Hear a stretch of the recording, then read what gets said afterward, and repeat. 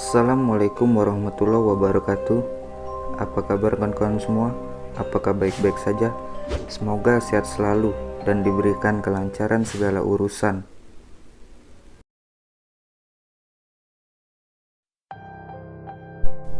Kamu apakan ini badanku? Kok kamu ikat tali tambang? Kalimat itu keluar dari mulut Hendro yang seperti biasanya. Kami pun langsung memandangi dia. Apakah masih kesambet? Apa sudah normal? Lah, kenapa kamu melototi aku? Apa aku maling? Marah si Hendro. Seketika aku memeluknya. Aku yakin Hendro temanku sudah sadar sekarang. Bola matanya yang hitam sudah tampak normal, serta nada bicara yang memang ciri khasnya sudah kembali normal. Walau itu tidak tampak normal bagi orang normal, sebab Hendro suka sekali miso. Kalau sedang marah atau jengkel, Suno pun memeluk Hendro sembari menangis terseduh-seduh. Hendro sangat kebingungan. Dia tidak mengerti kenapa aku dan Suno memeluknya seraya menangis, merengek seperti balita baru ketemu ibunya. Kami ceritakan bahwa sudah 2 malam ini dia kesambet dan kami bertiga masuk ke dunia gaib kepada Hendro.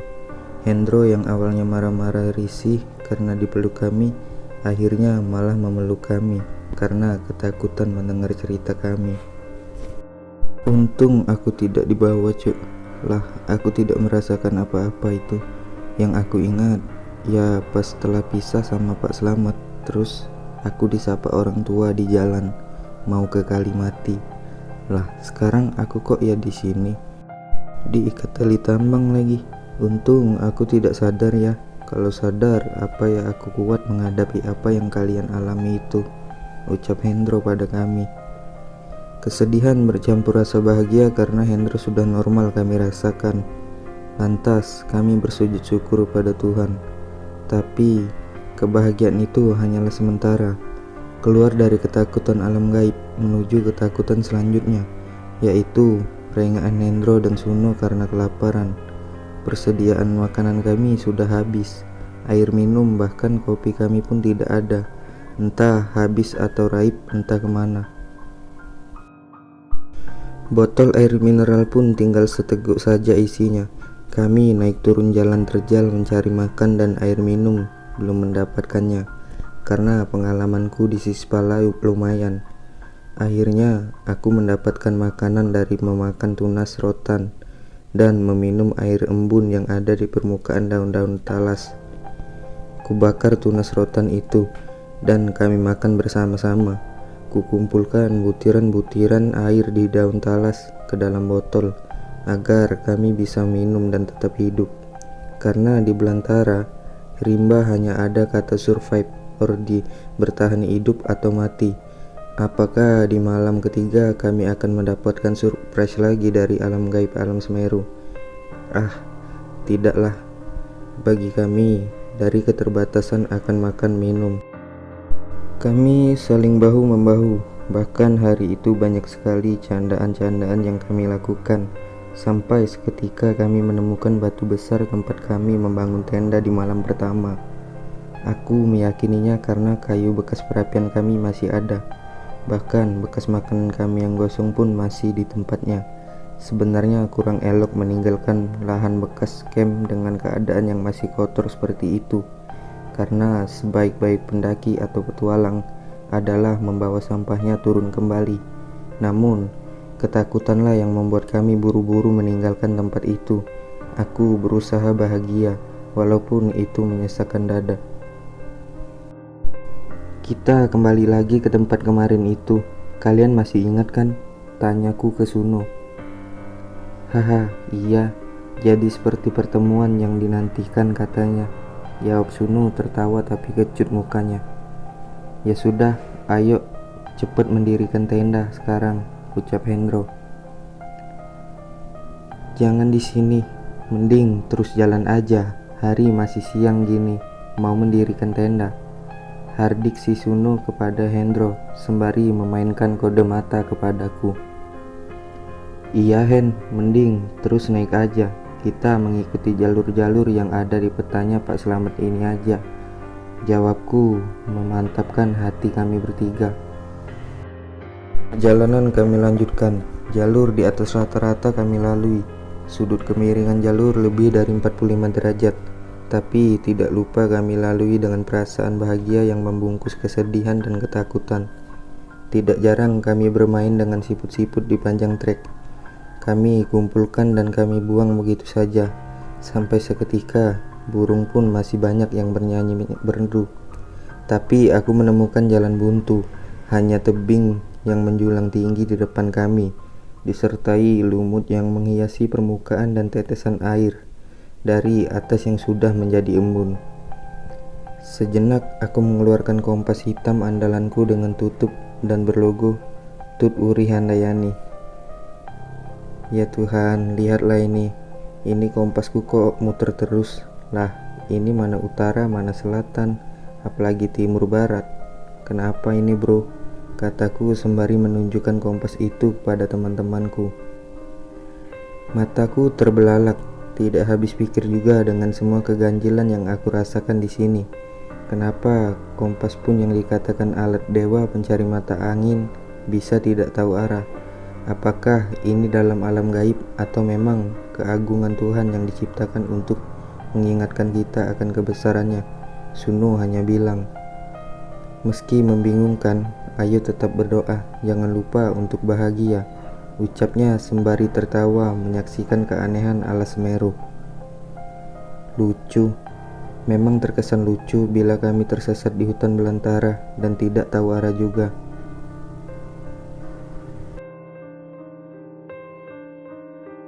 Sayup-sayup terdengar seekor ayam betina sedang menggiring anak-anaknya mencari makan di sekitar kami.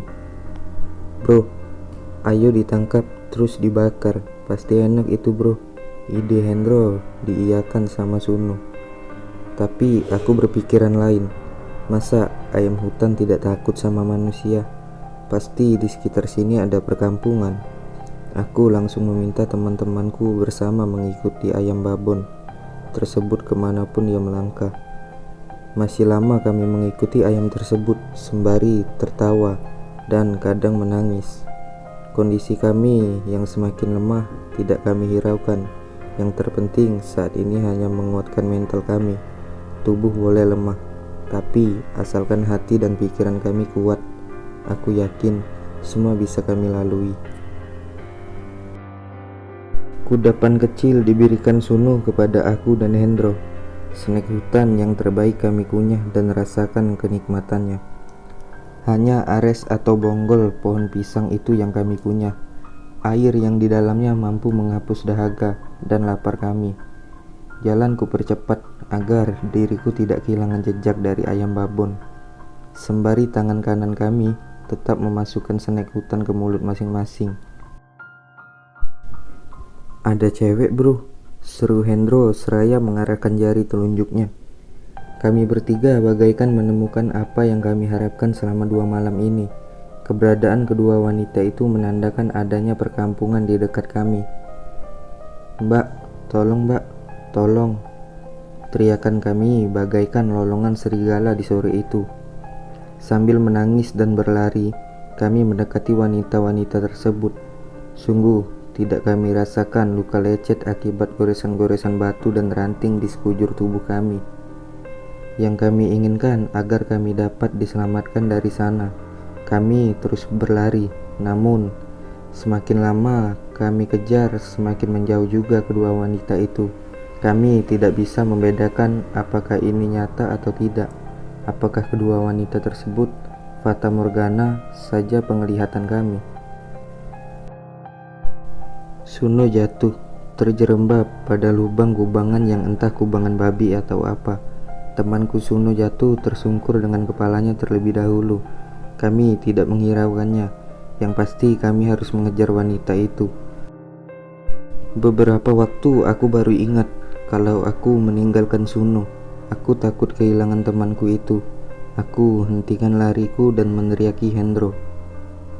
Hen, berhenti. Jangan dikejar. Suno ini kejebur di kubangan. Ayo, ditolong dulu. Aku dan Hendro kembali mencari di mana Suno jatuh tadi. Sangat lucu kejadian itu.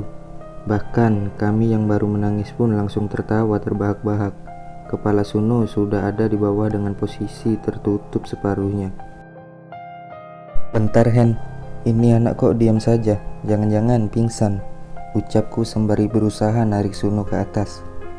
Benar saja, Suno sudah tidak ada sadarkan diri, karena mungkin terlalu capek atau memang benturan di kepalanya.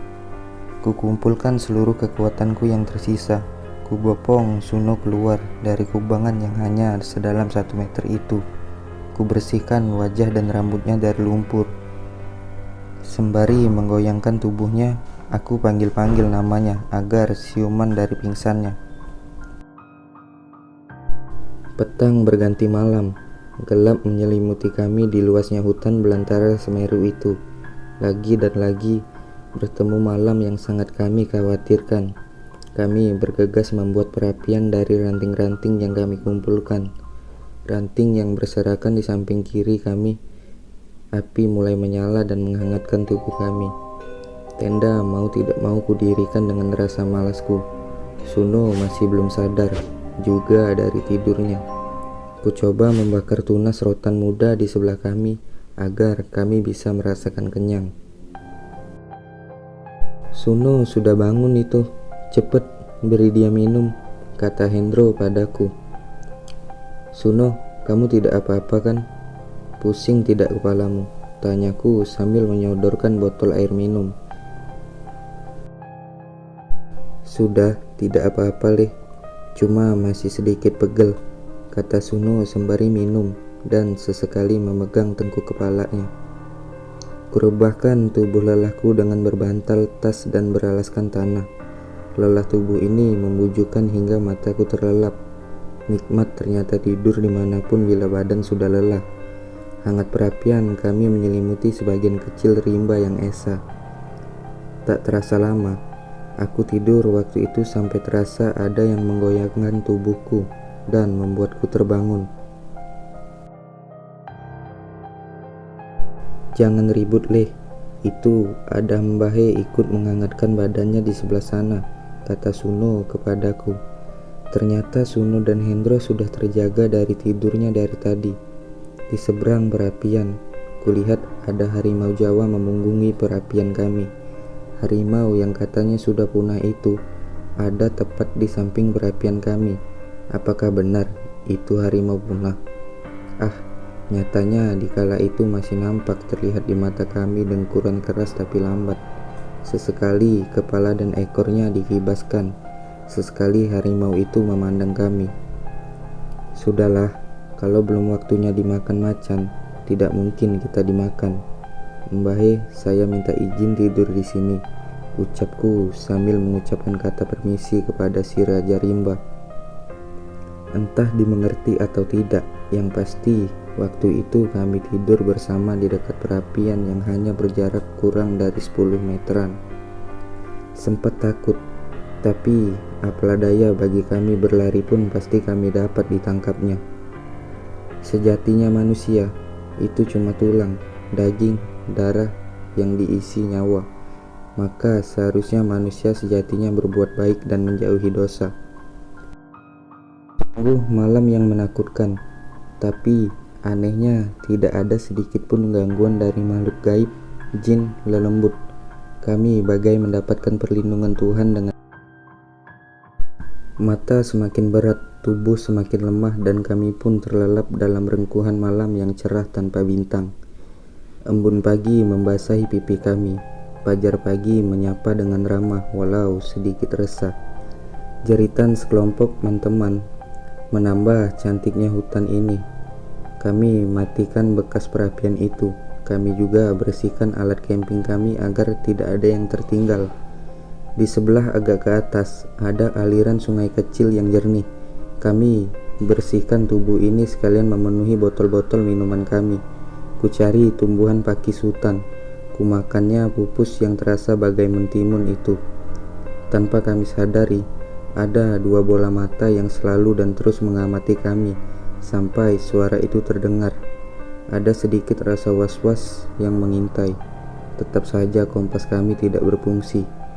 Jam warisan dari kakak-kakak gembel elit pun yang dihadiahkan kepadaku juga hilang manfaat entah mengapa. Pagi itu kulangkahkan kaki yang sudah lemah itu menuju hilangnya kedua wanita kemarin, sambil berharap ada manusia selain kami bertiga di sana. Dunia ternyata tidak sebangsat yang kami bayangkan. Kami dikejutkan sebuah suara dengan sorotan mata. Mata itu mata yang entah dari mana.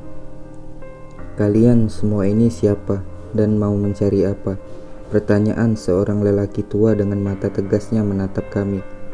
Lelaki dengan ikat kepala hitam di kepalanya, lelaki dengan jari suek di pinggangnya, lelaki dengan membawa tombak panjang di tangan kanannya, serta lelaki yang tanpa alas kaki di hutan belantara ini. Raut wajah tuanya tidak menutupi sangar darinya. Tubuh ringkihnya tetap saja membuat setan demit, bahkan banaspati pun tidak dihiraukan. Tapi kedatangan lelaki tua itu membuat kolbu ini merengek dalam ketakutan. Kali ini aku pasti mati. Perasaan itu yang aku rasakan. Apakah ini akhir dari hidupku? Apakah aku harus mati di tangan penduduk Semeru? Saya dari bawah, Mbah.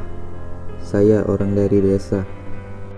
Ucap Suno tak kalah terkejutnya ketika melihat kedatangan lelaki itu. Dengan langkah pasti namun waspada, lelaki itu mendekati kami dan mengelilingi kami bertiga. Lelaki itu mengelilingi kami sekian lama, dan beliau tersenyum kepada kami. Senyum yang indah, senyum yang mengisyaratkan kesejukan, senyum yang menawarkan kebahagiaan pada kami. Bingung, satu kata yang terpatri dari kepalaku. Kenapa lelaki tua itu tersenyum pada kami, padahal kami sangat ketakutan akan kehadirannya. Apakah aku harus diam atau harus lari? Lelaki tua itu berkata, "Saya orang sini, mari mampir di gubuk saya," ucap Simba. Rasa resah kami serasa hilang bagaikan tetesan air di padang savana. Kebahagiaan nan haru memenuhi rongga kalbu kami. Rasa bahagia tiada tara serasa menerangi kami. "Iya, Mbah, ayo Mbah, saya kelaparan ini Mbah, ingin makan," kata Hendro sembari memegang perutnya. "Mulutmu tidak punya malu sama sekali, Hen," Saud Suno sedikit merendahkan nada bicaranya. Aku hanya bisa bersimpul lemah. Rasa bahagia bertemu dengan penduduk sempat membuat urat yang tegang langsung melemas. Tidak kurasakan, tetes air mataku tiba-tiba membasahi pipi. Aku menangis bahagia. "Ayo semua ikut aku, keburu gelap," tutur lelaki tua penduduk Semeru itu. Kami ikut lelaki itu dengan penuh semangat. Jalan yang berliku-liku kami lewati. Kali selebar jalan pedesaan kami seberangi. Tidak jarang kami melewati celah-celah batu besar, hingga kami sampailah di perkampungan. Bingung juga kami bertiga, kenapa kampungnya serasa kembali ke masa lampau. Semua bangunan rumah sederhana. Mereka hanya seperti gubuk bertingkat. Hanya pepundan atau bangunan tengahlah yang terbuat dari batu kali. Unik memang, sangat unik. Bahkan perkampungan itu terdiri beberapa gubuk yang berjajar sisi kiri dan kanan, saling berhadap-hadapan. Di tengah ujung ada bangunan pepundan atau tempat sembahyang yang sedikit besar. Kami berjalan mengikuti lelaki itu sambil berbincang-bincang. "Namaku Mbah Buyut Le. Aku ini sesepuh alias. Kamu semua tidak usah takut sama aku dan saudaraku," ucap Mbah Buyut serasa tahu ketakutan kami. Setiap mata penduduk desa menatap aneh pada kami, walaupun terkadang senyuman mereka berikan sambil menundukkan kepala. Sesampai di rumah Mbah Buyut, kami dipersilakan untuk istirahat. Rumah itu terbuat dari kayu yang diikat dengan rotan di setiap penyangganya. Atap dari welit yang disusun rapi nan tebal dan sedikit ijuk aren. Rumah Mbah Buyut bertingkat. Antara alas lantai dan tanah berjarak tidak lebih dari 1 meteran. Lantai dan dindingnya terbuat dari anyaman bambu yang sudah menghitam karena termakan usia. Hanya bagian tertentu yang dialasi dengan kloso penjalin. Mayang, Sinta, Reneo, sini kemari. Apa anak-anak ini yang kalian jumpai di bawah sana? Panggil Mbah Buyut kepada orang di bagian dalam rumah itu. Dua gadis cantik keluar dari dalam rumah. Mereka sambil membawa kendi air minum. Mereka keluar dan menjawab, "Iya Mbah, ketiga pemuda ini yang kami temui di hutan bawah sana. Kami bertemu ketika mencari gayu dan ubi," jawab salah satu cucu Mbah Buyut. Mbah Buyut tersenyum. Mereka berdua adalah cucu Mbah, namanya Mayang dan Sinta. Mereka yang menceritakan kalau ada beberapa orang tersesat di alas Bleng. Biasanya saya hanya mengarahkan saja kalau ada orang luar yang tersesat di alas Suwung. Tapi aku kasihan melihat kondisi kalian bertiga, makanya aku membawa kalian kemari, kata Mbah Buyut kepada kami. Aku pun mengangguk seraya mengambil kendi yang terbuat dari tanah liat. Aku dan kedua temanku melangkah menuju sungai untuk mandi, dingin menyegarkan. Air itu membasahi tubuh kami. Ada juga beberapa penduduk yang juga melakukan aktivitas di sungai itu.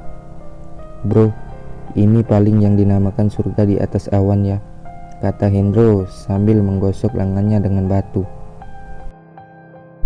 Setelah selesai mandi dan bebersih badan, kami pun kembali ke gubuk Mbah Buyut. Sangat indah memang waktu itu penataan dari rumah-rumah penduduk di sana. Dari satu rumah ke rumah, yang lain berjajar rapi, tampak serupa, tapi tidak ada sedikit pun rumput di jalan kampung itu. Bersih, asri, indah di mata.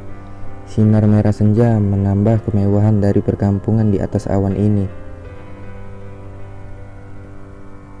"Permisi Mbah, sudah mandi semua ini. Kapan makannya Mbah?" Lagi-lagi Hendro membuat aku dan Suno malu. "Mulutmu Hen," umpatku dan Suno hampir bersamaan. Sudah, tidak apa-apa. Sini makan bareng Mbah," sahut Mbah Buyut sambil tersenyum kepadaku.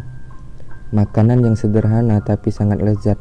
Ada ubi suwek, sayur daging, dan sambal dicobek tanah.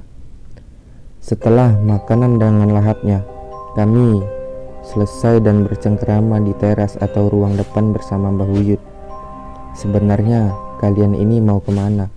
Kok bisa kesasar di alas Suwung? Terus berapa hari di dalam sana?" tanya Mbah kepada kami. "Kita bertiga ini mau ke Semeru Mbah, tapi kesasar tidak tahu jalan. Sudah 3 hari kita di alas Mbah," jawabku. "Saya tahu nak, tapi mau apa kalian semua di hutan?" kata Mbah sambil berwajah agak bingung. "Saya rekreasi Mbah," jawab Hendro. "Rekreasi itu apa? Apa sama seperti betapa begitu nak?" tanya Mbah semain bingung. "Rekreasi itu berpetualang Mbah, ingin tahu ciptaan Tuhan," jawabku berusaha memberikan pemahaman. "Saya dan teman ini berjalan dari desa Tawon Songo ingin menuju puncak Semeru," tambahku. Tertawalah Mbah Buyut. Kalian ini kurang kerjaan. Kalau ke Semeru bukan lewat sini yang saya tahu. Ketemunya cuma pagar batu. Hutannya Semeru kalau lewat sini," kata Mbah Buyut. "Kamu bisa ke kawah Semeru lewat Ranu Kuning nak. Itu tepatnya di sebelah antara utara barat Semeru," Mbah Buyut menjelaskan. "Kalian semua ini aku kasih tahu arahnya dan jalurnya," tambah Mbah Buyut. "Perjalanan masih panjang, melintang bagi kami. Kami putuskan untuk sementara di desa ini yang kami sebut Desa Atas Awan." "Bentar Mbah, sebenarnya kamu dan penduduk di sini itu apa manusia? Kok tidak sama dengan lainnya?" tanya Hendro membuat Suno ingin mengumpat dan memukul mulut Hendro yang tidak sopan. "Aku ini manusia, sama denganmu semua nak," jawab Mbah Buyut dengan tutur kata lemah lembut dan sangat teduh. "Ada sejarah dan cikal bakalnya, atau ceritanya penduduk sini kok berbeda dengan kalian semua," jawab Mbah Buyut seraya membungkus sirih pinang di kotak susurnya. "Menurut kata nenek moyangku, aku dan warga di sini datang dari Majapahit. Ada desa-desu yang berperangan. Cuma bukan perang tanding nyawa, tapi perang batin. Batin nenek moyangku nenek moyangku tersesat sampai ke tempat dewa ketiga kayangan. Salah satunya hal tentang ilmu tanah jauh sana. Jawab Mbah Buyut menceritakan sejarahnya dari nenek moyang beliau. Cucu-cucuku, tolong nyalakan pelita itu. Sudah saat gelap ini nak, pinta Mbak Buyut kepada cucunya. Mayang, gadis berparas ayu nan eksotis itu melempar senyum kepadaku sambil meletakkan damar atau lampu perunggu berukir bunga dan burung. Apakah itu lambang Majapahit? Ah, entahlah. Yang pasti kekagumanku akan gerak lembut Mayang dapat ditebak mudah oleh Suno tampan yang hanya membisu sedari tadi. Cantik ya mbaknya, kalau aku suka adiknya lebih wow katanya, ucap Suno padaku. Hampir saja aku tempeleng Suno karena malu. Betapa tidak malu Suno bicara tanpa menurunkan volume suaranya sedikit pun, hingga si isi gubuk mendengarnya. Zaman dulu, sampai dunia hancur, aku dan warga sini tidak diperbolehkan keluar dari alas. Warga di sini patuh dengan kepercayaan Hindu Siwa. Seandainya salah satu warga ada yang mau keluar dari sini, harus melakukan sembahyang, menghilangkan ingatannya.